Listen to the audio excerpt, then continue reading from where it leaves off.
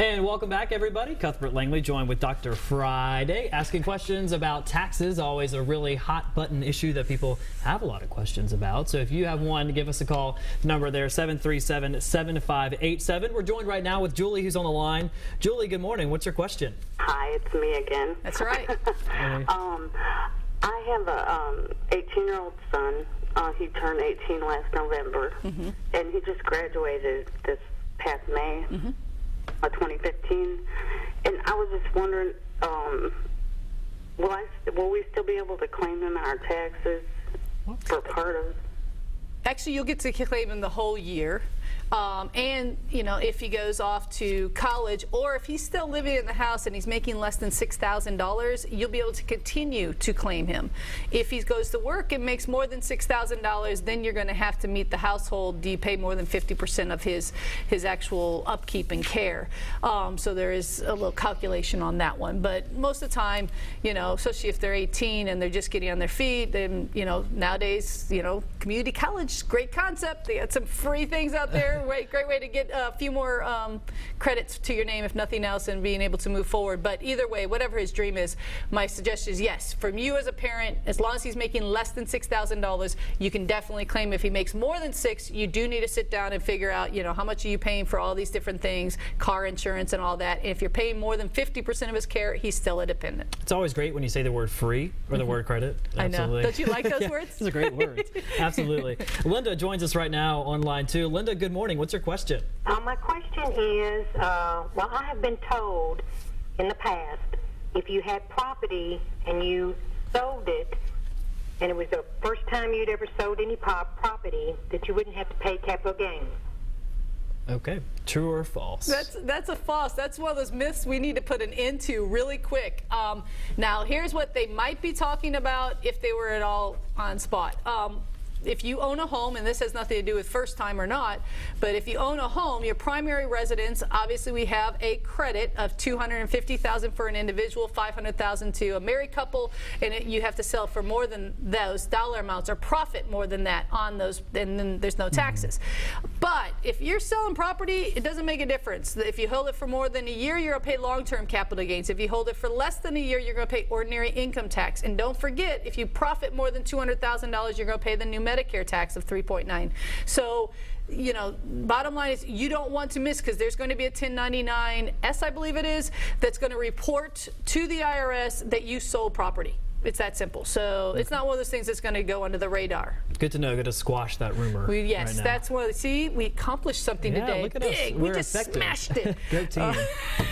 In the commercial break, you and I were talking. You just got some brand new information about taxes involving the marketplace, the Affordable Care Act. It's very important for people to know this. What did you just learn? Right. We just got an email in actually from a woman that works there, Sarah, that works at the IRS, and she keeps us all notified. And what it basically says is, even if you're on an extension with the IRS, which means that you have until October 15th to file your taxes, she says those people that are in the marketplace that are getting the premium tax credit must file their taxes now, because otherwise you may end up with a gap in your 2016 premium payments. And even if you're in the marketplace and current, she says you need to refile. I guess every year you file into the marketplace in the premium tax credit. You need to do that now, because otherwise there's apparently going to be a gap. I'm not going to tell you I'm an expert on it, but hey, this is important. So if you haven't filed your taxes, file. Good to hear. And then we also were talking about the difference between subcontractor, employee. Those are some new things kind of coming into play. Yeah, this is really big, because a lot of employers love to throw everybody in subcontractor. Why? Because it saves us 10%. Okay, so every time an employer pays an employee $1,000, it's costing them $100 out of their own pocket. So it costs them $1,100 to have that employee. That's our cost. If I pay you as a subcontractor, it's $1,000 in and $1,000 out. So that can add up when you have a number of employees. So the IRS and the Federal Department of Labor have come down with some new rules. It used to be plain and simple. If somebody basically had their own business license, had business cards, could prove they were operating a business, and had multiple clients, and you weren't providing tools, voila, you were a legitimate subcontractor, basically. Now they're saying, nah, we're not going to abide by those basic rules. The whole providing tools or not, it's going to be a matter of determination. You know, I mean, we may say that you're a mechanic and you have your own tools, but you're using our shop, our lifts, our oil, all these different things. Therefore, you're an employee. You may have more than one employer that you do the same thing for. Example, myself, right? I have multiple clients that I do taxes and things. If you're integrated in the business, which we're still determining what that exactly means, they're saying doesn't make a difference. You may do it for 5 people, but you should be an employee to all 5 of those people. So the rules that we have lived by for 20 years in my practice have went out the window, and now they have a form called an SS8, where if you're sitting there scratching your head, as I am sometimes on these kind of things, you might want to go ahead and file, especially employers, okay? This is really more for employers. You have people and you're sitting there listening to me, and keep in mind, the fines, guys, not only are you going to pay the employee and the employer portion of Social Security and Medicare, which is now going to be about 20%, they're going to hit you with a 100% fine. Whoa. So whatever you owe, double it, because that's what your fine's going to be. So that's going to be very, very, we're whining about 10%. Now we're talking about basically 40%. So that's huge. So you may want to consider filing an SS8, filling it out, basically ask what kind of business, blah, blah, blah, and get a letter back from the IRS saying, yes, they can be subcontractors, or no, you need to have these people as employees. Now, when you file that, you are probably going to get yourself on some sort of list. So be careful. I'm not, but I would do it. I would basically say, if you're on a fine line, I have a veterinarian clinic that's treating all the vets, the doctors, as 1099s. I'm already telling them that's not going to fly, because everything's happening in the clinic. The veterinarians are going to have to be employees. But my point being, you need to be very careful, especially if you're in the construction industry. Huge failure to file things all over the place, but that's going to be a big one. That's going to be a big one. So, your guy that you hire that basically comes off the street and doesn't do anything for anyone else, he's going to be an employee. Okay. And this kind of just goes into, I mean, you really have got to start thinking about this earlier than you think. Is that, I mean, as far as taxes? So yes, as far as taxes and all that. I mean, of course, I think about 365 days a year, so there's no such thing as too early for a tax person. But seriously, if anything changes, you're divorced. Remember, in the year you divorce, there'll make a difference if it's in December or January. I prefer January, but because of the fact that people don't change their W-2s until they usually divorce. So if you become legally divorced on December 31st, guess what? You were single that entire year. So if you claim married in 0 or married in 2, because you have 2 children and a wife, and now as of December 31st you're single in 0, you did not pay enough taxes, and you're going to end up with a huge tax problem, okay? So, really think that off. If you're that close to the border, I'd probably hold off filing taxes till January. But just keep in mind, those kind of changes happen. Children are born every single year. That's a wonderful little gift. We get the $1,000 plus the exemption, so that baby's worth about $4 grand to us. There you go. Hey, you got to get a value somewhere in there. But buying a house, don't be surprised. In Tennessee, our homes aren't necessarily like California. The minimum home is like $500,000.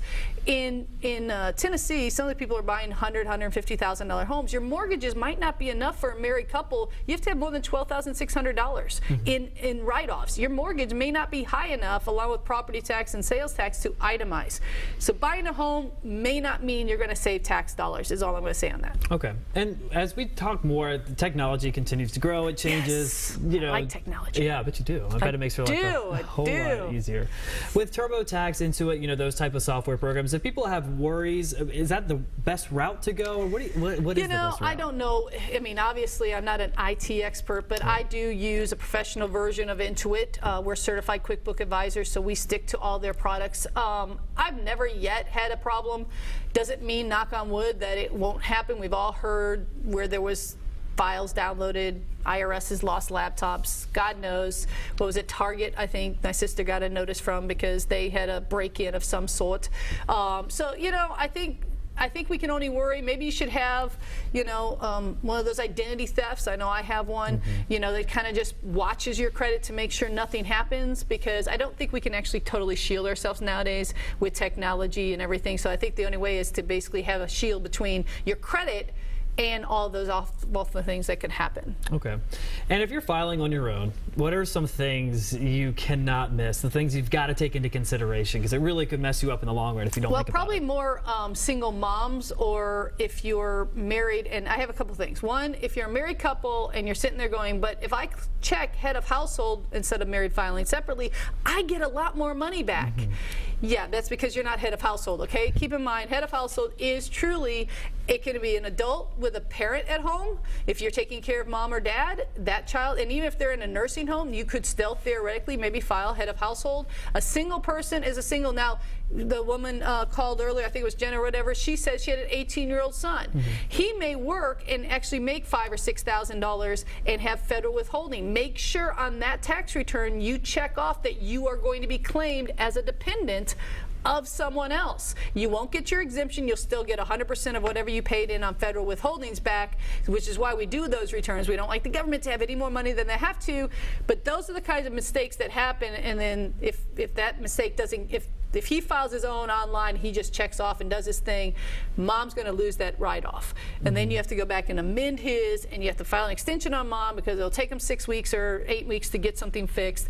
It just causes a lot more headaches. So just be careful if you're going to be a dependent to your parents. Maybe you're a college student, your parents are still claiming you, but you do some work and you're filing. Kids love to do their first tax return because, you know, they get to get online and they see all this free filing. Talk to mom and dad first just to make sure you're not going to actually hit them for $3,000 or $4,000 out of their pocket. I don't think they'd be very happy if that was the case. And then they end up coming to me and we have to correct it all, so it's not a good thing. We have about 2 minutes left, so real quick, what are some of the biggest mistakes you see when people are filing taxes and kind of ways they can avoid those? You work a lot of jobs, you forget where you work, so not picking up all your income. Filing, forgetting, like the woman that called about the selling property, not filing on capital gains. A lot of times people think, well, my stockbroker told me I had a loss this year, so they don't report it. The government doesn't always know about those losses. They only know about what you sold. So a lot of times we'll get love letters saying you owe a large amount of money, even though you actually should have gotten a refund because with a loss we could have gotten that. So basically just making sure now, start a folder that as the tax forms come in, you keep them all, maybe writing on the front of it all the places you've worked, contributions, things that you've done for charity, charitable miles, medical miles, things like that, because going back later is very hard to remember a year. I mean, seriously, none of us probably could sit down and say, what were you doing in January now? So going through and doing all those kind of things, life is busy, and especially if you're married parents, you know, you're running around after your kids, you forget things. So just being really smart, just make a folder, write on the outside of it all the time, things that might have changed. So when the documents come in, you can kind of check that off and you know, okay, I'm ready now. Because otherwise you really do just want to file an extension, pull your transcripts, and file your taxes a little late to make sure you have everything. Right, sure, great. Well, if people are watching right now and they have questions more from you. You sure? Yeah, I said if they are. I know they are. Not if, they are. What's your contact information? How can people get in touch with you? Because you've been a great resource throughout the whole day, for sure. You can go to the web and just Google Dr. Friday, or you can go to www.drfriday.com. You can email me direct, friday@drfriday.com, or pick up the phone, 615-367-0819. All right. Well, Dr. Friday, you've been great. We've been talking about everything today, from the stock market. Yes, you can actually deduct some from your taxes, Losses up to good. $3,000. That's right. See? I'm learning something. He's got it. I got that. All right. Well, we really appreciate you guys tuning in, and we appreciate your phone calls today. Dr. Friday, thank you for joining us. Thank you. We will be right back after all this. Thanks again, guys.